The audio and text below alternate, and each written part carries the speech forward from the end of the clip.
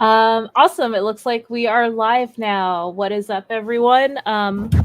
Let me know if y'all can hear me well or not. I always start out with my mic being super far away from my face. But yeah, cool. We've got a very special guest with us tonight for Glimmercast episode 2, talking about Lord of the Rings and the latest announced or I guess it's maybe not an adaptation. I don't know what to call it, but yeah, it's a series based off of Lord of the Rings and Tolkien texts and things like that on on Amazon called The Rings of Power.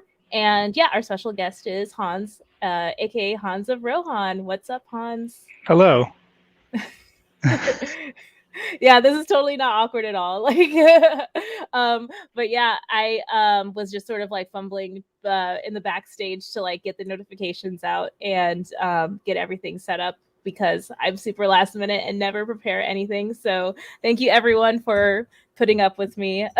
But yeah, cool. It looks like we've got a lot of folks who are showing up for this super late night Lord of the Rings gab sesh. So thank you everyone for showing up. Let's see, we've got ZodWriter in the house. What is up? Thank you so much for stopping by, Zod. I sent you a link to StreamYard if you'd like to pop in and help us with the conversation and stuff like that. Will help me specifically. I'm the one who needs help. I doubt Hans needs help, but yeah. Hans is here to help me. And we got Randy Viper in the house. What is up? And we got Bomernee in the house. What's up, Bob? I sent you a StreamYard link as well if you'd like to come on and chat about Lord of the Rings as well, and Rings of Power TV show announcement, and let's see, or streaming show announcement. Sorry, and Tommy and Miko in the house. What is up? The best part of Lord of the Rings is where they smoke weed.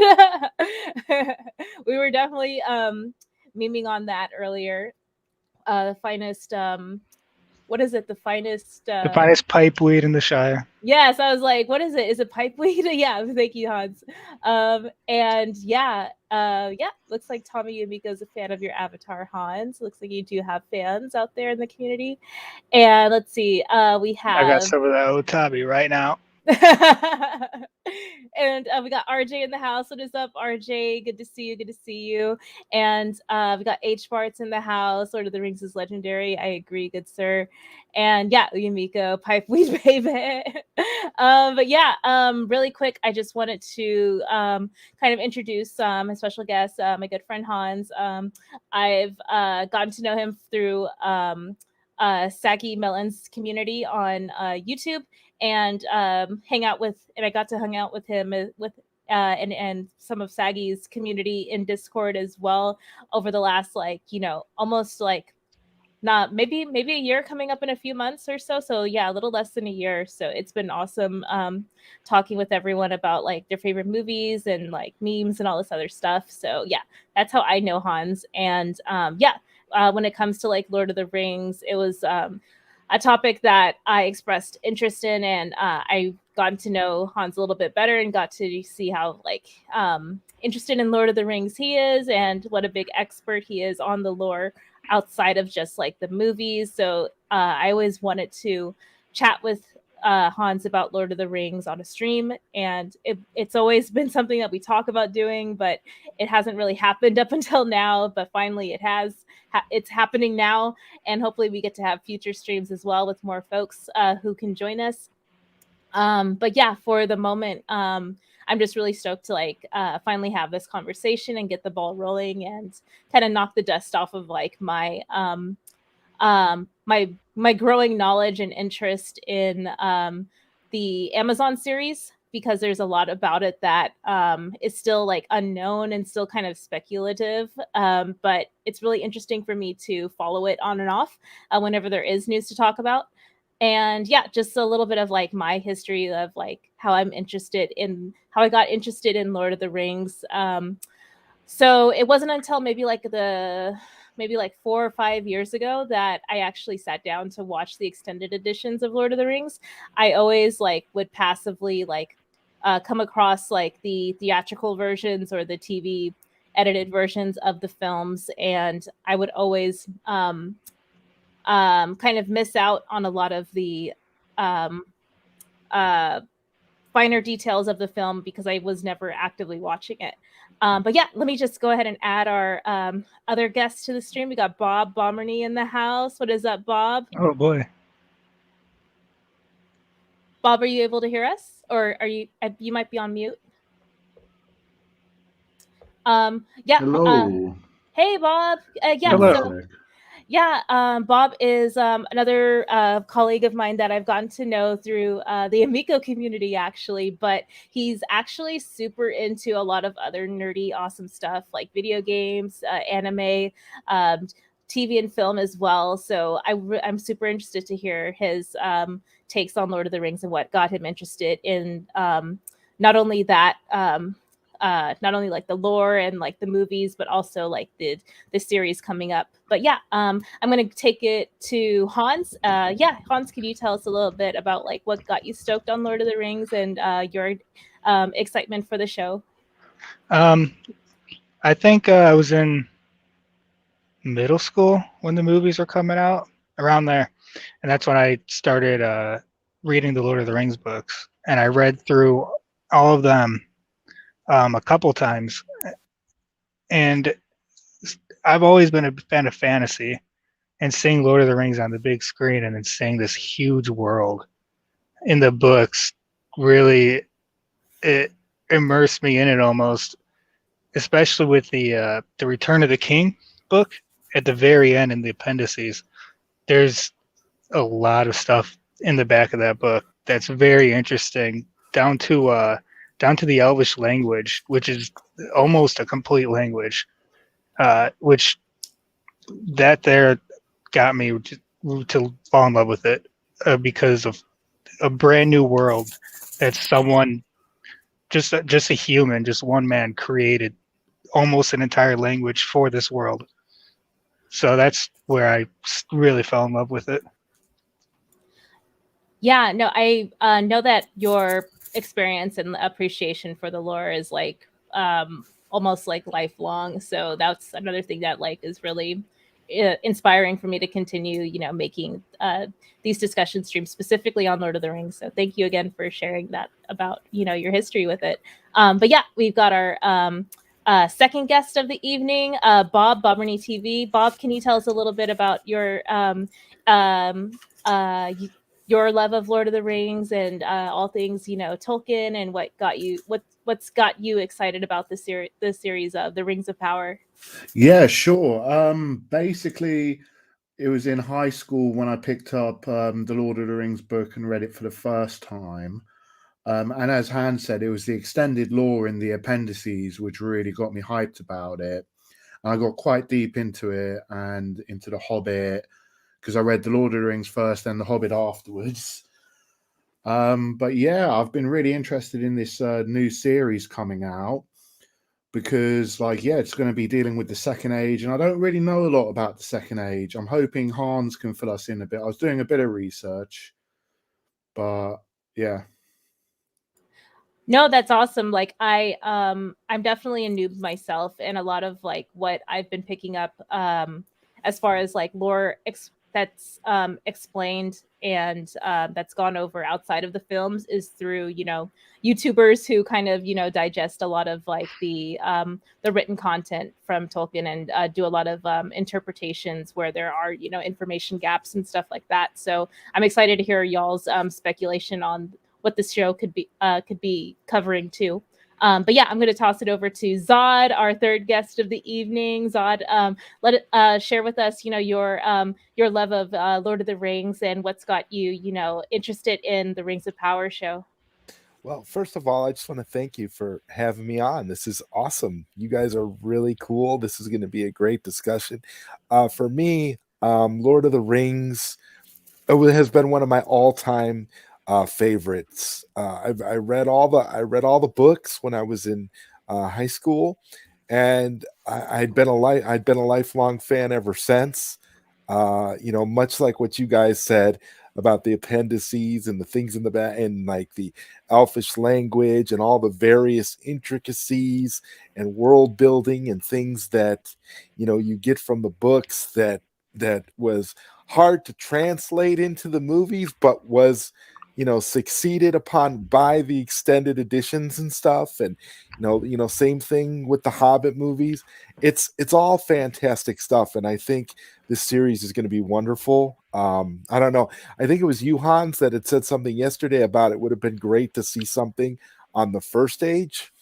Mm-hmm. I have to agree with you 1000%. There's so much of that era that we know nothing about, but there's a lot of material out there. There's a lot of books, and Rings of Power could probably expand upon all of that stuff. The reason I say First Age, because everyone's like, oh, they want to be the next Game of Thrones. Yeah. In the First Age, there's the elf Feanor commits genocide against his own people 2 times. I think it's 2 times, 2 or 3 times. And I'm like, that's some Game of Thrones shit there.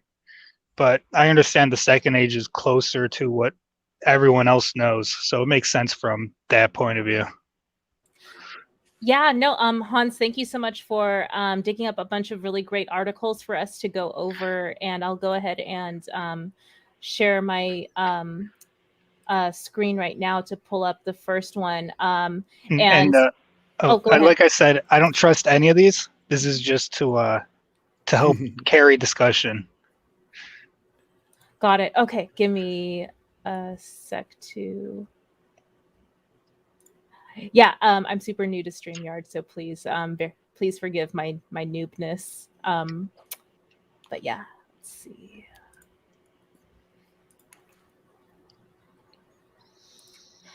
I want to share an article. Would someone like to help me on how to do that? Let's see. Screen layout. I think Zod's the one to ask. He knows more about this stuff than us. Zod, would you mind helping me on how to navigate yeah, this? you would just you would click on the are you using Google Chrome Yes. as your browser? Okay, you should be able to click on whatever it is you want to share and then just hit share screen. Oh, okay. You should see all of your stuff laid out in front of you on your desktop, like your browsers, whatever you have open, and you should be able to literally choose whatever it is. And oh, I see it now. Thank you. Okay. Cool. Thank you so much. All right. Awesome. Yay, I did it, y'all. So this is the article one of the article I don't trust the most. Got it. Okay, cool. So yeah, bouncing into comics. Some of us in the community do know that, buyer beware when it comes to these topics, but it is good for speculation and the convo. So yeah, Hans, do you have any initial thoughts on what this article covers? They cover one thing. I think this is the one they cover one thing specifically where they say an actor is confirmed to play a Numenorian named God. I'm gonna butcher the name.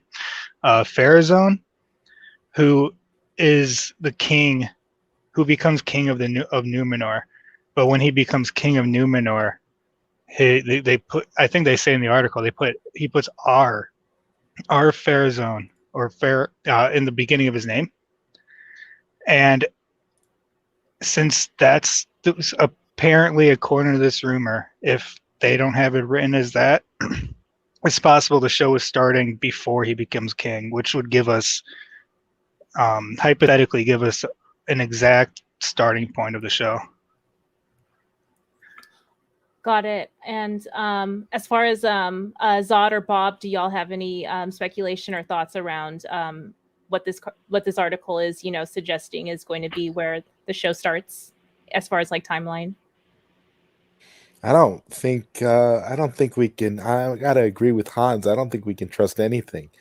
I think they're going to, anything that they put out is just speculation. I don't know if they're being really serious or not. It's hard to say. I don't know. Yeah, I'm still have no idea what direction they're going in, because I recently watched the Wheel of Time series, and it looked really amazing, but I wasn't very happy with the adaptation. Right. But like with the Rings of Power, they could go any direction, really. It's interesting to think that they might try to do some sort of Game of Thrones ish type story, and I don't really think that that's necessary, but then at the same time, they want to modernize it and they want to be able to compete with some of those types of story arcs. So I don't know. And you gotta figure a lot of the stuff from, like, for example, Game of Thrones. There's inspiration obviously taken from Lord of the Rings. So is it going to be? Do you guys think it's going to be like a reversal where it's going to be like they're going to find things and take some inspiration from Game of Thrones? And I'm not just talking about like sex and violence, but are they going to take elements that they think worked in Game of Thrones and kind of throw it into this? Yeah, I think so. I think they're going to take the where they're following 3-4 different groups all at the same time. I think that's the big thing they'll do. Yeah, I was kind of getting that vibe too. What I was thinking as far as like Zod's speculation around being influenced by Game of Thrones was more around, like because I'm not super familiar with Game of Thrones. I didn't watch the series, but I am aware of like, the internal politics and like some of the family betrayal and stuff like that, those themes that go on in the show. So I was wondering if Hans, like, is there any of that could possibly come into play outside of like, I know with like the like the non-human characters, that might be something that that happens, but you're a lot more knowledgeable on what could possibly happen there. Yeah, this Farazone guy actually.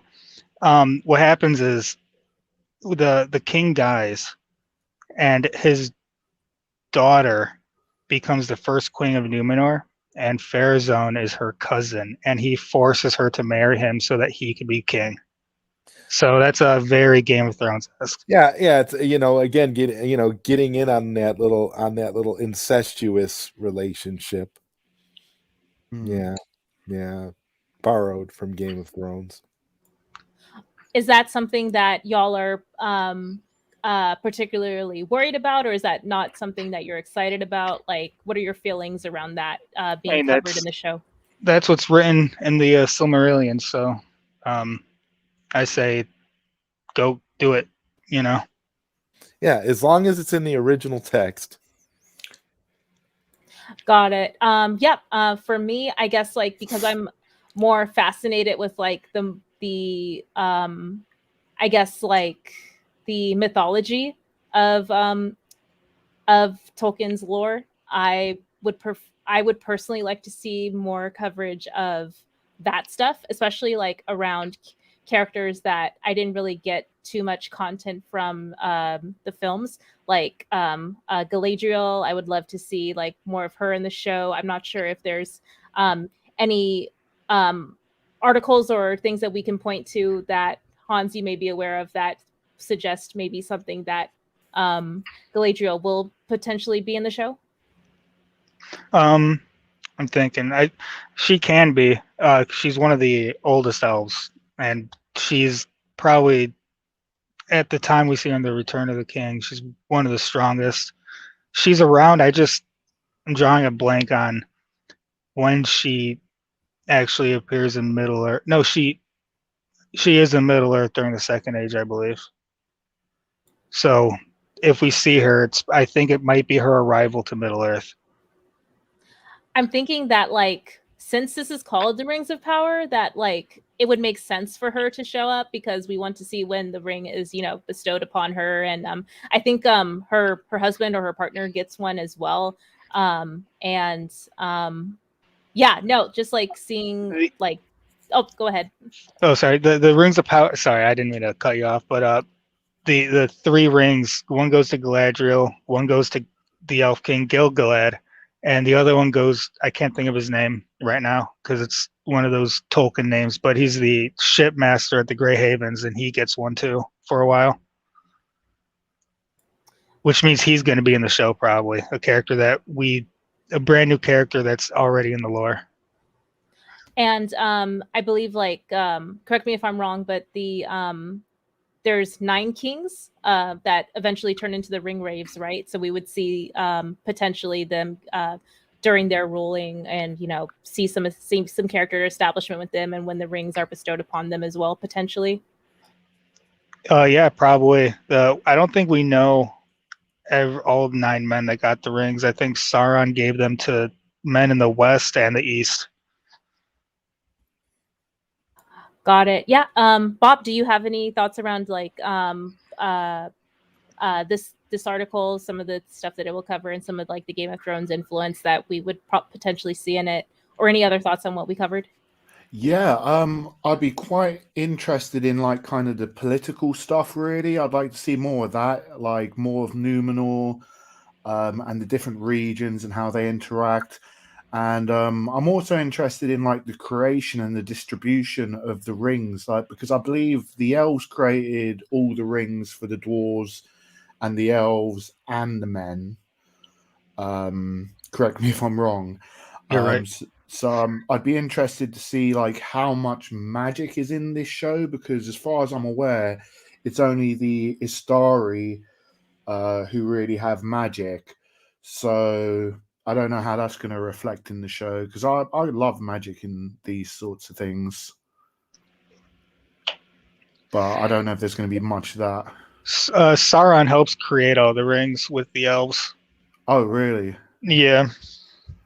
So He deceives them, and he disguises himself, essentially, and helps them create the rings. The elven rings are created in secret, though. He didn't know that those are created. Right. Oh, that reminds me, there are additional articles, Hans, that you sent me. I'll go ahead and jump to the next one. Let's see. Could you drop the links to these articles in the StreamYards chat so I can have a browse of them as well? I did. They're in the private chat. Oh, it's not coming up for me. I'll go ahead and share them again. But yeah, I'll go ahead and jump into the Hollywood Reporter article. Let's see. One of the things that confused me is one of these articles had a rumor that Sauron doesn't appear until season 2, because the show was already given 2 seasons. They're putting all their eggs in this. I think that's baloney. I mean, I wouldn't be surprised if we see Sauron right at the beginning.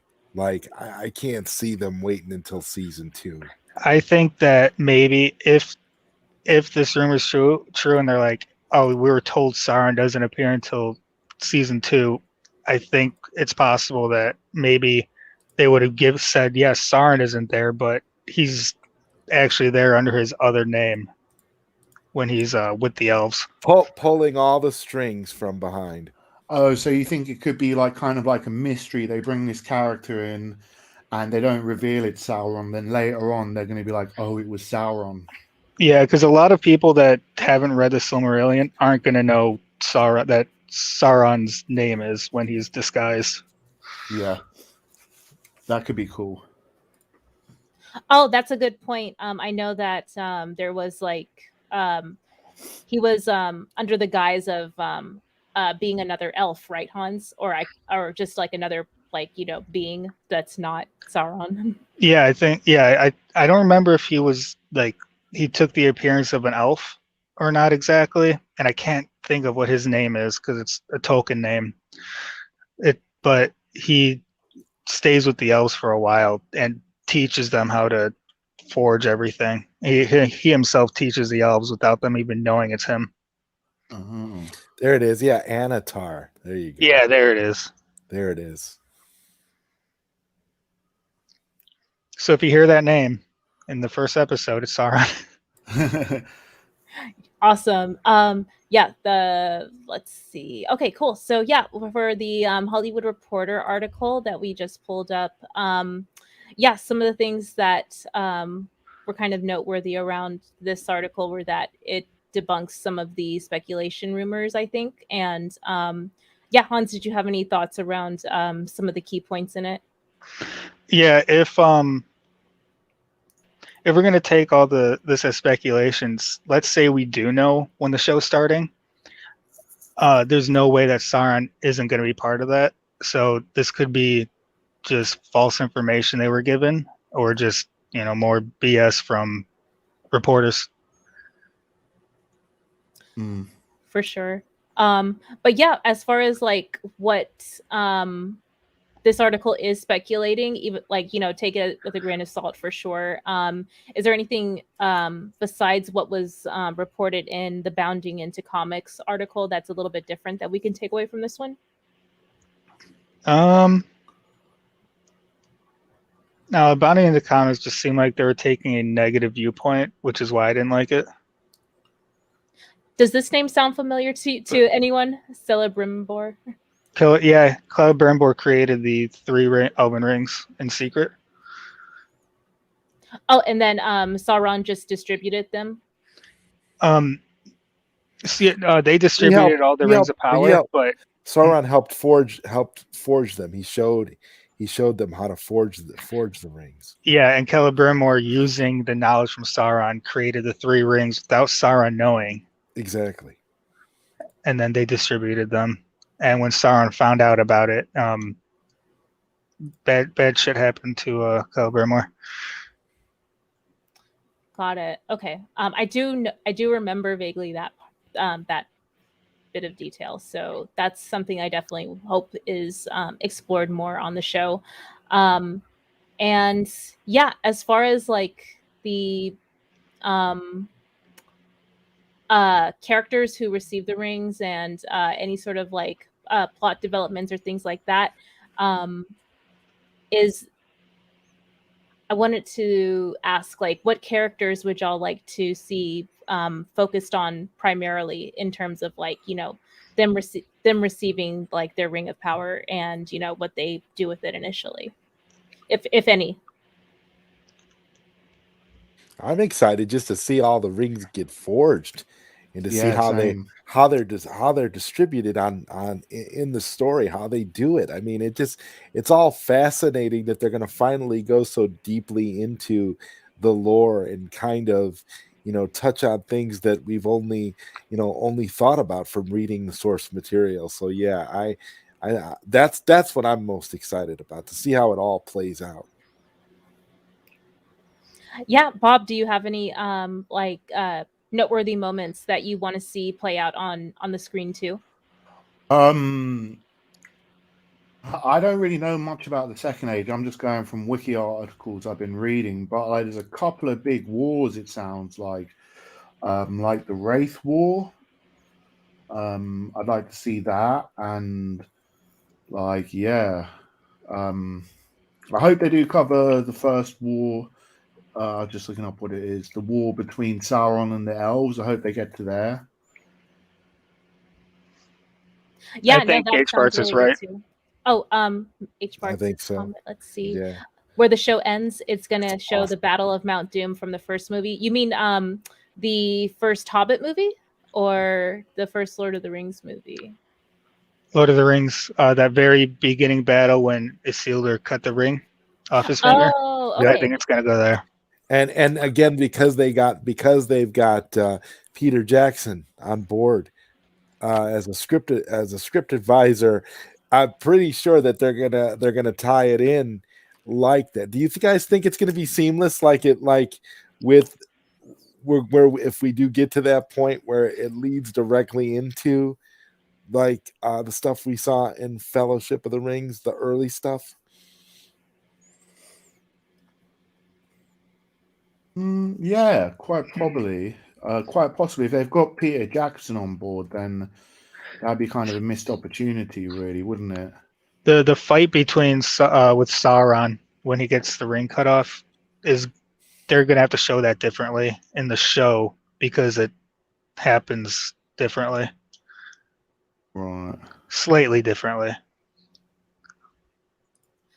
Yeah, no, as much as like these articles are really like stoking my interest in following the show development, it doesn't shed much more additional light on what to expect. And I'm kind of left with tasked to do a lot of like background research and ask a lot of questions myself. So y'all helping me through this. Are, And are you more excited pieces though, more than Rhea, appreciate based it. off of seeing the articles? Are you more excited from having read those articles than you were before you read them? I mean, No, the articles are more or less just giving me a better idea of something to expect, rather than just sort of feeling a little overwhelmed with the amount of source material that they could potentially source from. So kind of like it's helping temper my expectations a little bit, just to like help me narrow down what to focus on and what to research more. And that's kind of like what these discussion panels are about, is like helping me understand what are the most significant events of like these different of like the age that's being focused on the show, and what I could, continue to learn more about. So yeah, that's kind of like my goal here through this discussion. But yeah, I just wanted to kind of like highlight this passage here from the article, kind of giving kind of like a really high level overview, as far as I can tell, of like what this show is going to, cover, as far as like the uh, the I want to say regions, I guess, of where all these events are going to be taking place in the show, but it doesn't necessarily give me an idea of like what events are going to be shown on the screen, like actually, played out. So yeah, that's kind of like what I'm looking for, is like more or less something to grasp onto. As far as like the events to expect, but I'm also very like new to the source material as well, and like the lore. So anything that could help guide me on that is what I'm looking for in these articles too. But it doesn't look like that's in this particular one right here. No, I don't think any of the articles really cover a lot of that, because they're keeping such a tight lid on any information. It's crazy, and I appreciate how tight they're keeping their information. it really is remarkable. I mean, you're talking about like Lord of the Rings style lock and key on a lot of this information. I mean, we really don't know a whole lot. It's very impressive. Yeah. Yeah, one thing that I wanted to kind of like touch on too was H Barts, you reminded me that there are no wizards as far as I know, there are going to be no wizards because of the age that this covers. And Hans, I think you mentioned this as well, right? Right, there's no wizards. We will not see Gandalf, Saruman, none of them. Got it. Okay. And do you think that will be troublesome for super casual fans? Like, I would say I am a casual fan, but I'm also a little bit more willing to go out of my way to learn the source material and do more research. But I don't know if that can be expected of the casual person. If you love the extended versions, you are not a casual fan. I'm kind of I do want to like set expectations. Like, yeah, no, I'm not an expert, but I'm a little bit above a casual fan. But as far as people who may consider themselves casual fans, is the absence of hobbits and wizards going to be an issue for folks who are enjoying it, in your opinion? I don't think so, because they're bringing Galadriel back already. We know that, and I think the reason they told everyone that is because everyone who's seen Lord of the Rings knows Galadriel, and there's a lot we can see with her, like in the Fellowship of the Ring when we see Lothlorien, that everyone, it's an incredible scene. And how did it get like that? Galadriel, basically, that was all her. So we might see her building that, building that kingdom. Yeah, something I wanted to ask you, Hans, is apparently Lenny Henry has been cast as a half-foot, a hobbit, allegedly. Really? Yeah. It's going to be hard to do, because there's hobbits didn't really come around. They weren't known until like the Third Age. They were very, very secluded. No, there's almost no information on them. I think Gandalf is one of the first people to discover the hobbits. If they Yeah. throw a Hobbit in there, it's just going to be for familiarity for Right. the audience. It's not going to be because it was a source material thing. I mean, we're talking about like kind of like almost think of it in terms of like Neanderthals going into hiding and trying to hide away from dinosaurs or something. You're not hobbits were really rare. They were, again, like Hans was saying, very scarce. So I think it'll just be for the benefit of the audience to get casual viewers involved and be like, oh yeah, there's hobbits in this. Okay, we're cool. That's great. Right. Yeah, they were very hidden. I mean, even in the Two Towers, when the three hunters meet the Rohirrim and they ask about Merry and Pippin, they explain, oh, they would only look like children. No one has seen a hobbit that far down south. Oh. They usually don't go further than Bree, except for like 3 hobbits, probably Bilbo being one of them. Yeah. Well, and I'm not including the 4 right now. I was just pulling up the article that y'all were referring to, right, for the Hobbit actor casting and potentially how that will be worked into the story. Because to your point, like not many people knew hobbits existed. There was only like maybe, I think from what I watched on some YouTube videos, there was like about 3 factions of hobbits that were kind of like in their own little like villages, sort of near each other, but they kind of like parsed out from each other and have different physical features and things like that. But they never really had contact with other quote unquote major groups of people. So yeah, it would be interesting to see if and when they, incorporate that group of folks into the story, if at all. But yeah, I like what H. Bartz is saying here. Frodo time travels. Yeah. I wouldn't put it past them to do something ridiculous like that, just because once again it would create a warm and fuzzy feeling with the uneducated audience for that particular story. And I don't know, it'd be weird. Everyone loves the hobbits. Everyone. Absolutely.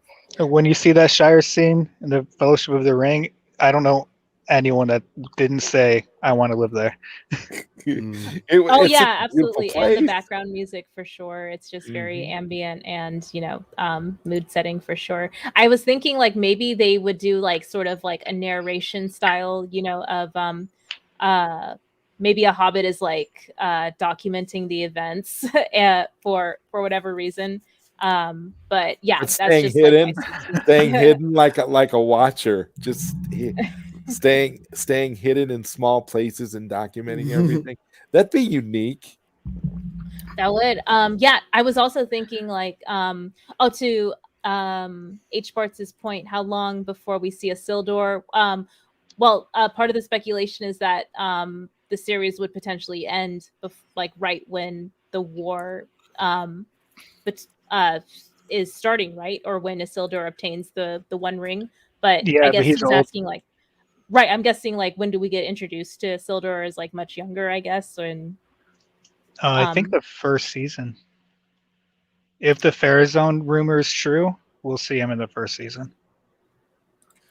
The Shire would be the name of the spin-off. You would just have a little spin-off series about a village of hobbits. Wait, H. Bartz, is that true? Is that confirmed?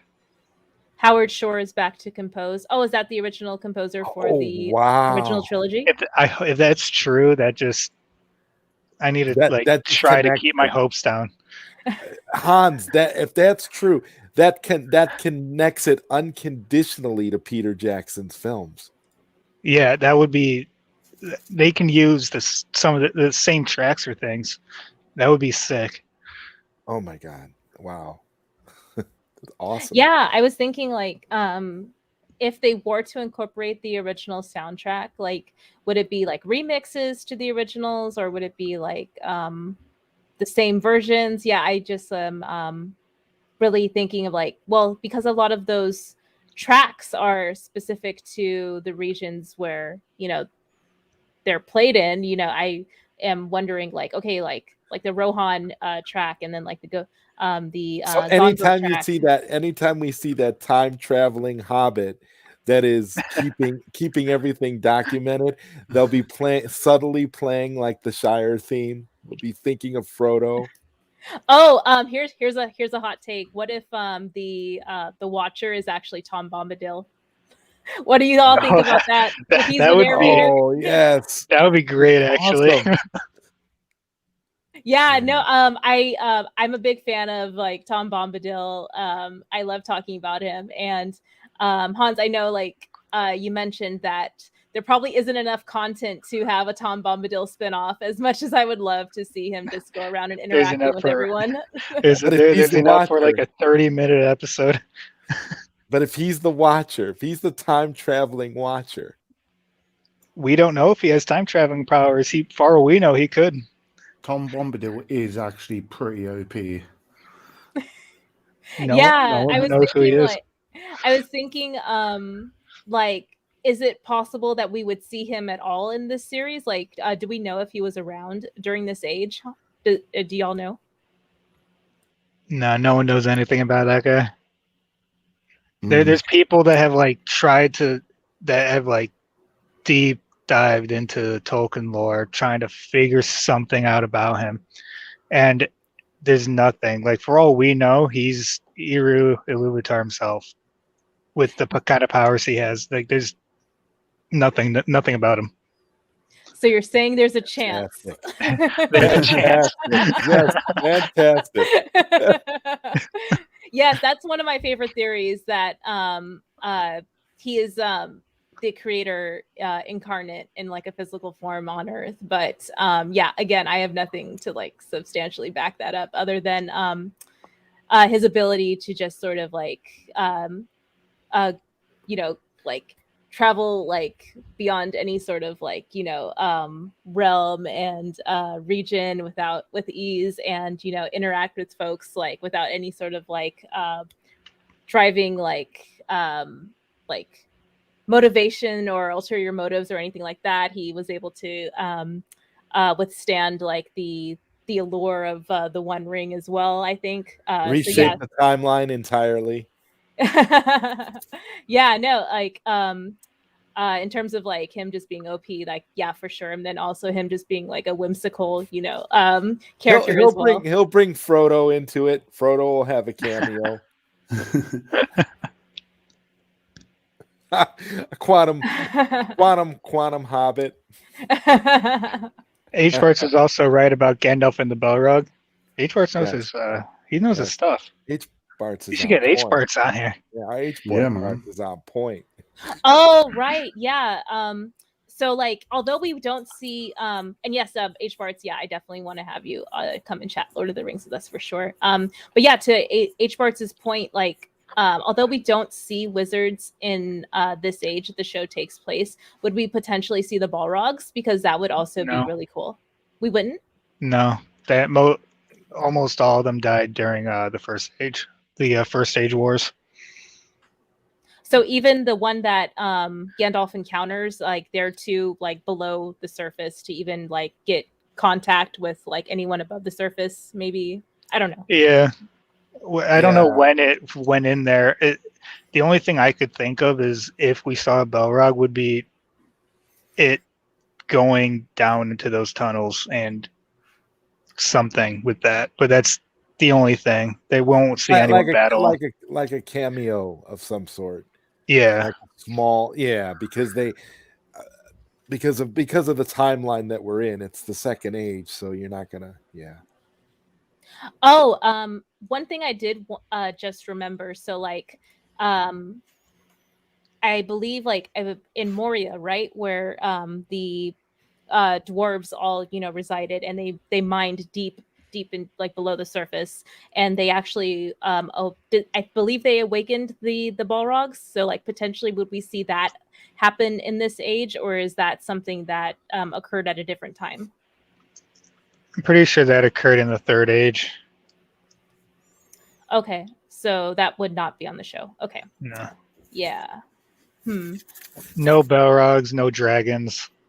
That's what I was saying. The first age, it has Balrogs, dragons. It's crazy. Yeah, definitely. Mm.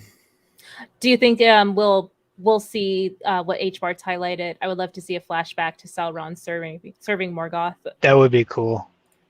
That would be Is that real likely? cool. Is that likely to happen? I feel like that's absolutely possible. The Sauron's probably going to be a main character in the show. Yeah, no, I'm definitely looking forward to seeing more Sauron, like in whatever form he's taking. Who do you think they're going to get to play Sauron? Oh my god! Ooh, speculation time. It has to be someone very pretty. Mm. Maybe Chris Hemsworth. Wow. I'm thinking someone who like has a very like sinister sort of presence about them, sort of like eerie. Oh, it looks like we're getting a Twitch raid. Hello, everyone. I'm thinking Christian Bale off the top of my head. I don't know if he's like too old in y'all's opinion, or maybe like not a good fit, but that's someone off the top of my head who has that. I'm thinking how he played his role in American Psycho. And just sort of like converting that into, Sauron, just, this sociopath who has like this air of like, social acceptability, I guess, in order to achieve his goals. Where are they all coming from? It's on Twitch.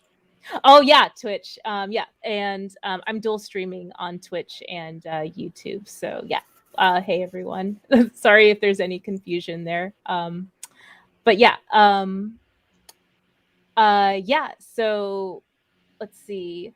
Would y'all be surprised if they just, got the same actress to play Galadriel as they did in the original movies, or do y'all want someone younger to be cast?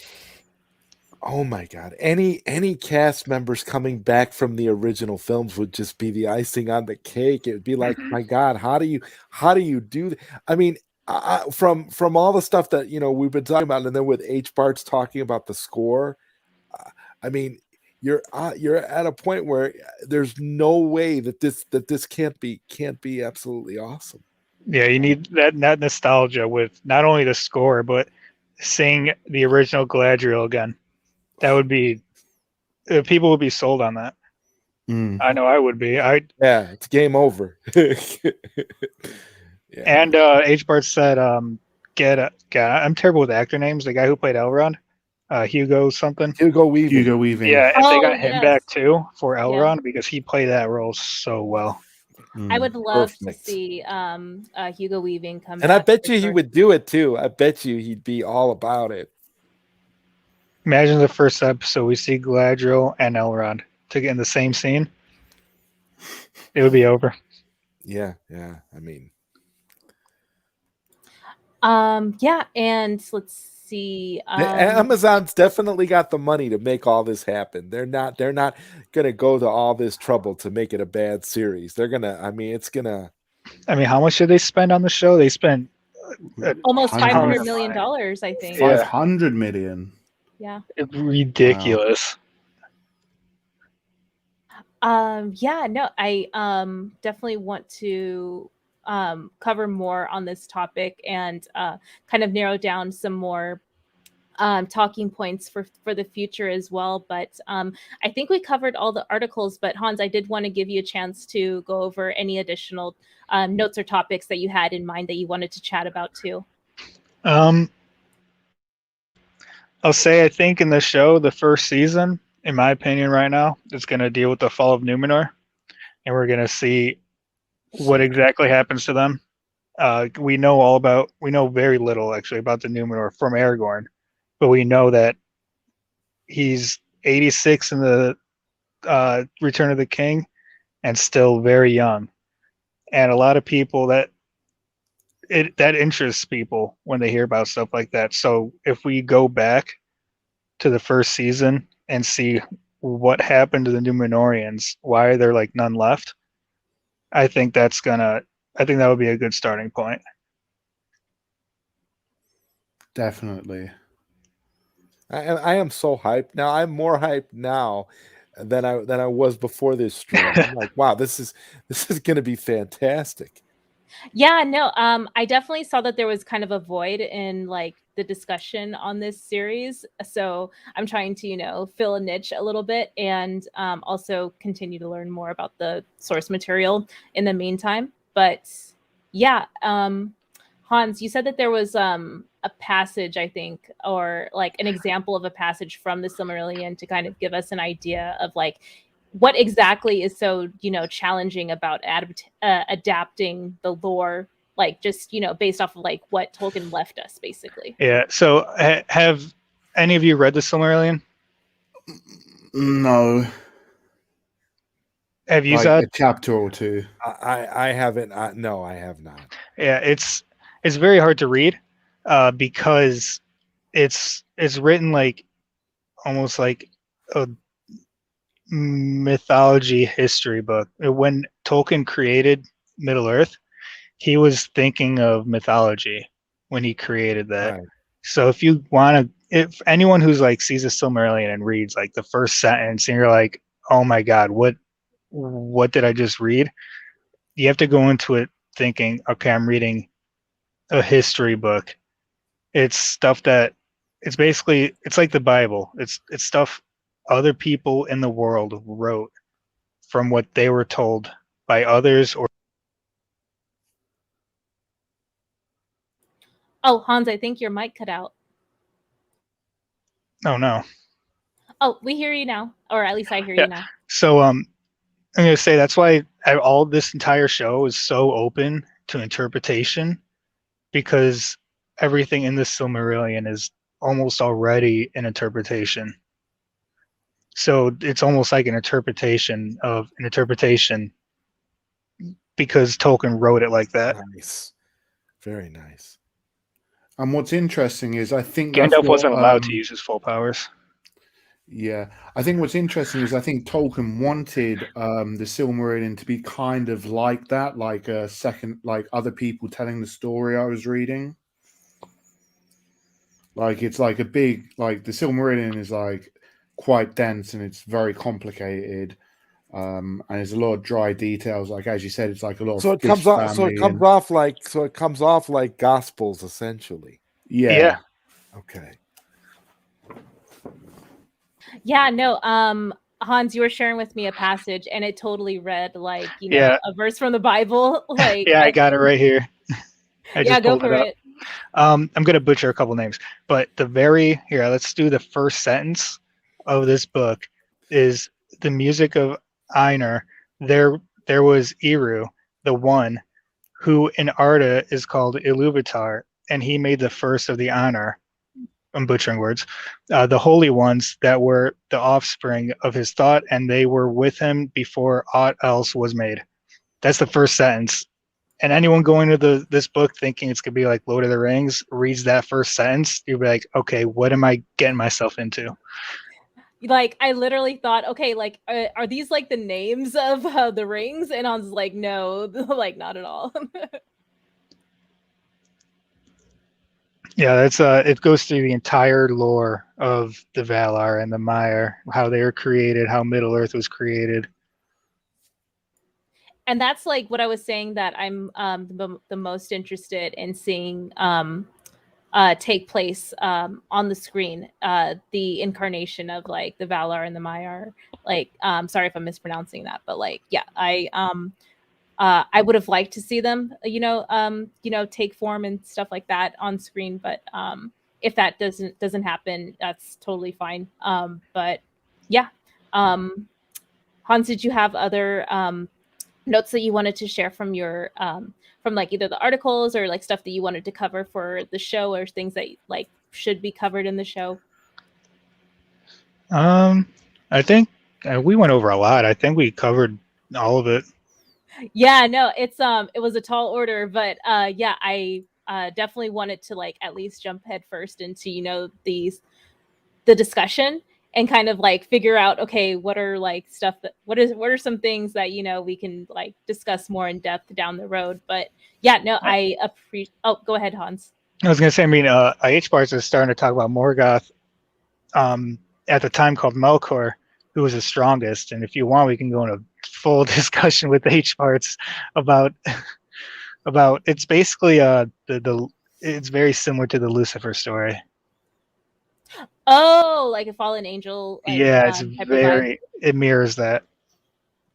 Yeah, no, I'm gonna hit up H Barts for sure for a future show, and definitely coordinate with everyone to get y'all back on.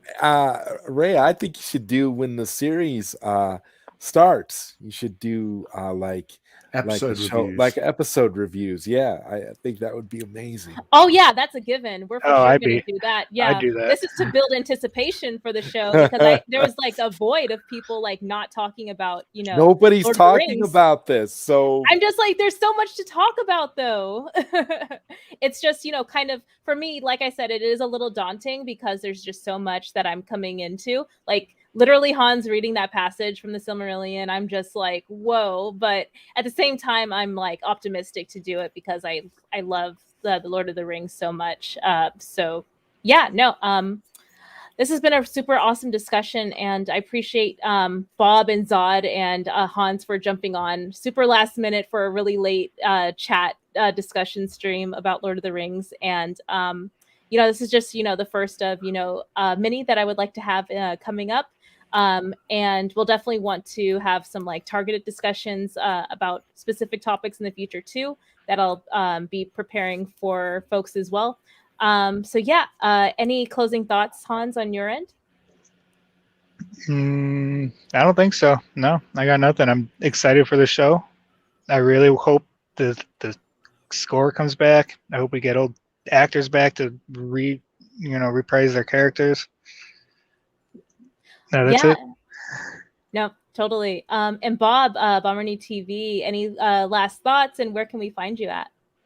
Yeah, I'm just hoping that it's got a lot more depth in it. The show's got a lot more depth than the Wheel of Time series had. I was a little bit let down by the Wheel of Time because they didn't go as in depth with the lore and stuff. And I'm hoping they don't do the same with the Lord of the Rings of Power, because there's so much there they can like tap into and bring out. So yeah, and you can find me on YouTube, Bomernee TV, if you're interested. For sure. I'm going to update the video description with all of y'all's socials and channel links for sure.